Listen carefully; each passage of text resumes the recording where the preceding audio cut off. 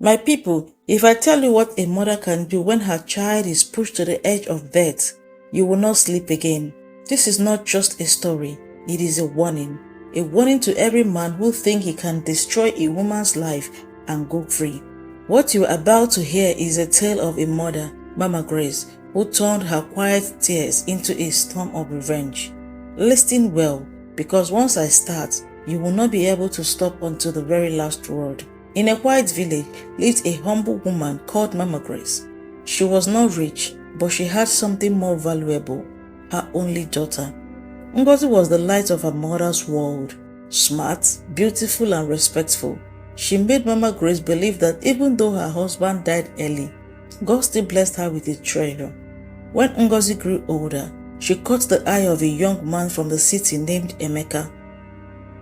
He was handsome, dressed well, and spoke sweet words that melted hearts. To Mama Grace, it looks like God has answered her prayers. At first, everything seems perfect. Emeka brought gifts, promised marriage, and swore to take care of Ngozi forever. Mama Grace danced and thanked God for giving her daughter such a fine husband.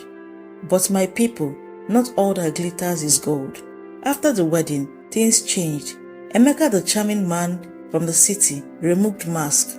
He started controlling Ngozi, telling her who to talk to, what to wear, and even when to visit her own mother.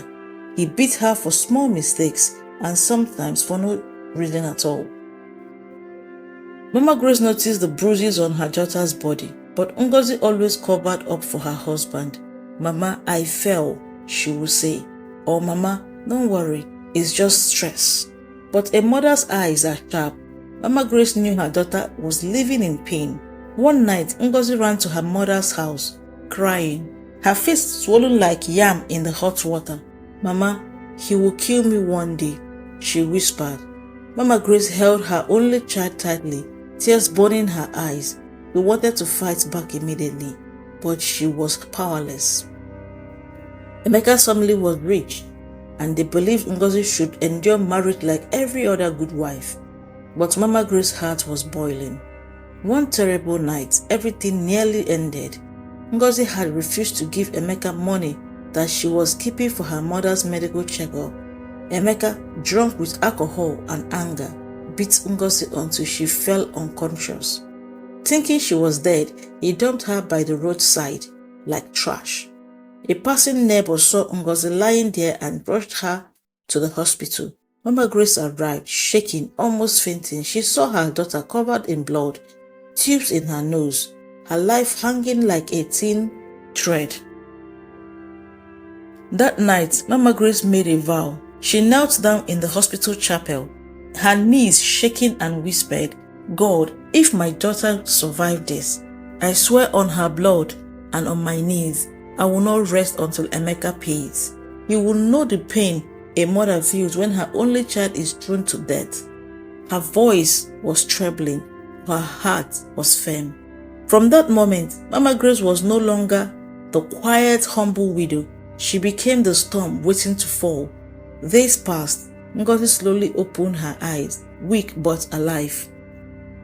Mama Grace thanked God, but her mind was already working. She knew Emeka thought Ngozi was dead.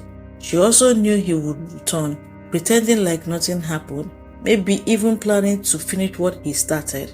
So Mama Grace started her revenge, slowly, silently, like a snake crawling through the grass. She gathered information. She discovered Emeka had secrets, dirty secrets. He had another woman in the city. He was stealing money from his own company. And the worst of all, he was wanted by some dangerous men he had cheated. Mama Grace said nothing, but she stored every secret like arrow in a quiver. Her daughter begged her to let go. "Mama, please, let's just move on." But Mama Grace shook her head. "My child, you almost lost your life. If I forgive this man, then I am not your mother. He will taste his own poison."